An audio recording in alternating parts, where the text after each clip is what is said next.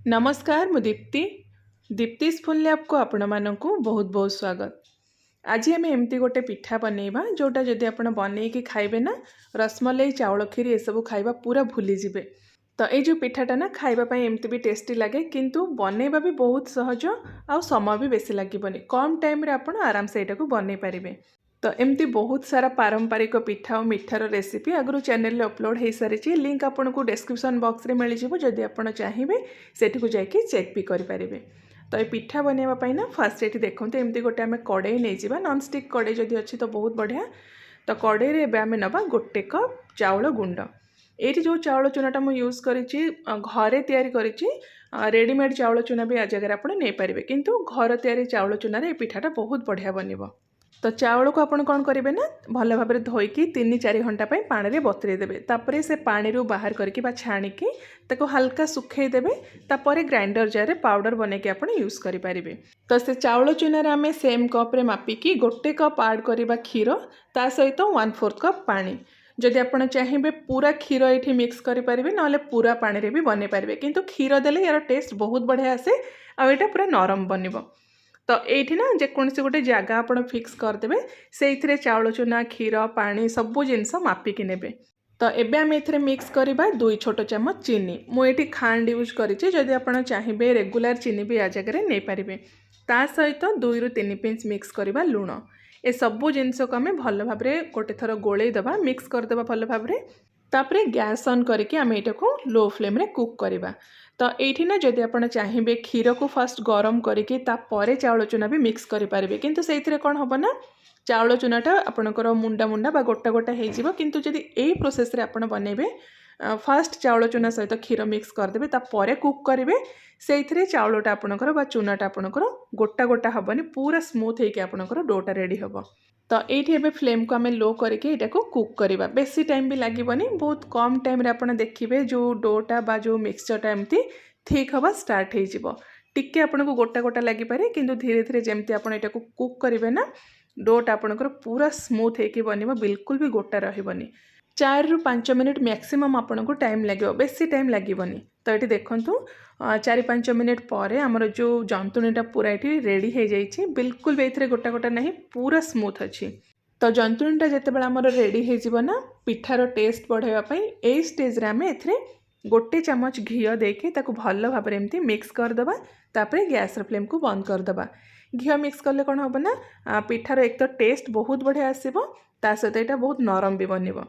तो ये देखो जंतुणी आमर पूरा रेडी हो गला गैस फ्लेम को बंद करके से जो चाउल जंतुणीटा को आम गोटे प्लेट को एमती बाहर करदे तापर टिके जितेबाला आमर जंतुणीटा ठंडा हो हाथ में जमी आप चकटिले सही पारे से टाइप्र हल्का उषुम जितेबाला थी ताकू भल भाव में आउ थे 2-3 मिनिट चकटिके पूरा नरम करदे। देखूँ ये आमर डो पूरा रेडी हो गला पूरा एबे नरम अच्छी।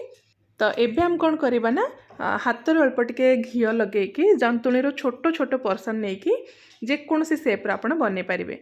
ये देखो मु अल्प अल्प जंतुणी नहीं एमती छोट छोट लंबा सेप्रे बनाऊँगी।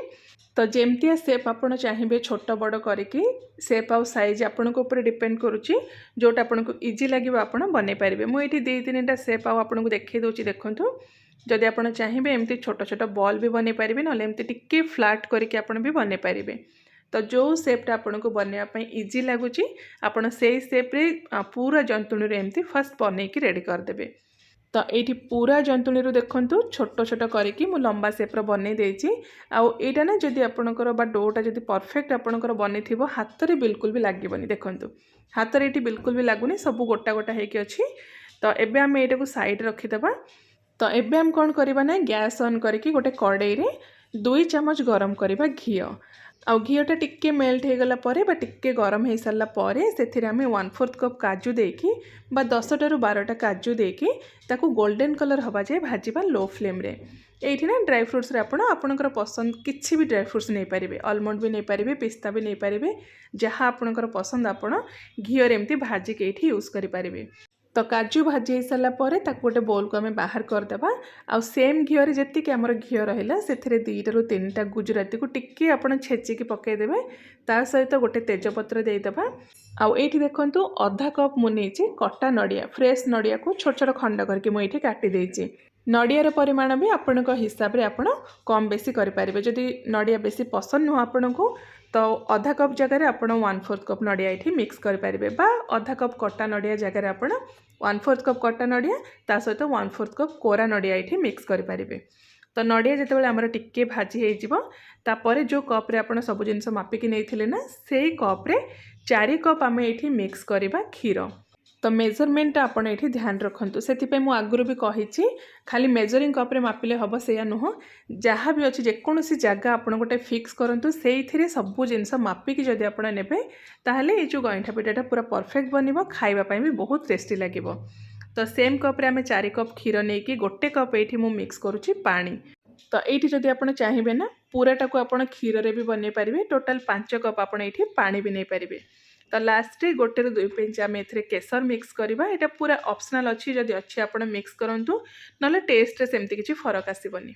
तो ये सबको टिके एमती आम गोले दबा तापर फ्लेम को हाई रे रखिकी क्षीरटा को टिके फुटापी छाड़ीदबा। तो जितेबाला क्षीरटा एमती फुटवा स्टार्ट हो ना गैस फ्लेम को आप मीडियम रखिकी 1-2 मिनिट क्षीरटा को फुटापी छाड़ीदेवे। आउ क्षीरटा जितेबाला एमती भल भाव फुटीज ना तापर जो गईठा आम बनईक रखी सब गईठा को एमती केयरफुली क्षीर सहित मिक्स करदबा। आउ गईठा सबको एमती क्षीर सहित मिक्स कर सारापर फ्लेम को आप मीडियम रखिकी 5 ରୁ 6 मिनिट फुटेबे। बेसी टाइम लगे बहुत जल्दी यहाँ बनीज कहीं गईठार साइज भी आम छोट रखीचे तो 4-5 मिनिट भितर आपणकर पिठा पूरा रेडी हो। देखो ये पाखापाखि 5 ରୁ 6 मिनिट पर मुझे देखा क्षीरटा आप नोटिस करेंगे ये पूरा थिक हो जाइए। बेसी टाइम लगे मैक्सिमम आपन को 6 ରୁ 7 मिनिट टाइम लगे 6-7 मिनिट भितर यहाँ पूरा बढ़िया से रेडी हो। जदि आप गईठार साइज टिके बड़ करेंगे तो टिके टाइम लगे। तो एबे आम ए मीठा पाई ऐड करवा चीनी। मुझे खांड यूज करी खांड जगह आप रेगुलर चीनी भी नहीं पारे। ता सहित टेस्ट रे बैलेंस आने आम 2 ରୁ 3 पिंच ए मिक्स करवा लुण। आउ फ्लेवर पाई मुझे गुजराती गुंड मिक्स करी अधा छोट चामच। ये जो पिठाटा ना बहुत नरम थाए तो ये सब जिनस दे सारापर ना ताको एमती जेंटली मिक्स करेंगे बहुत हल्का हाथ में मिक्स करेंगे ना पिठा सब आमर भांगीज। तो गोटे थर एमती मिक्स करके लो फ्लेम रे एटा को 1 मिनिट में फुटेबे। जदि आप रेगुलर चीनी नौचंती तो चीनीटा पूरा मेल्ट होकर मिक्स हवा जाए एटा को फुटेबे। तो ये देखो 1 मिनिट पर गैस फ्लेम को मुझे बंद कर देछि। आ यार कंसिस्टेंसी देखो पूरा बहलिया अच्छी। तो ये ना आम कौन थिकनर यूज करना बा चाउल चूना मिक्स करना यहाँ बहलिया हाँपाई ऑटोमेटिक जमती ये फुटवा स्टार्ट हो ना बहलिया हवा भी स्टार्ट हो। तो कौन से आमको चाउल चूना मिक्स करने पड़ोनी। आउ खाइबापी भी बहुत टेस्टी लगे कम समय भी बनीज। आशा करुच्ची पसंद आसथिबो रेसिपीटी समस्त को निश्चय आपण थरे बनैकी खांतु। केमती लागले आपणकर मतामत मो सहित शेयर करंतु। तो मु आउ थरे आपण मानक पई गोटे बहुत ही बढ़िया नुआ रेसिपी नहीं आसीबी। Till then take care and bye bye.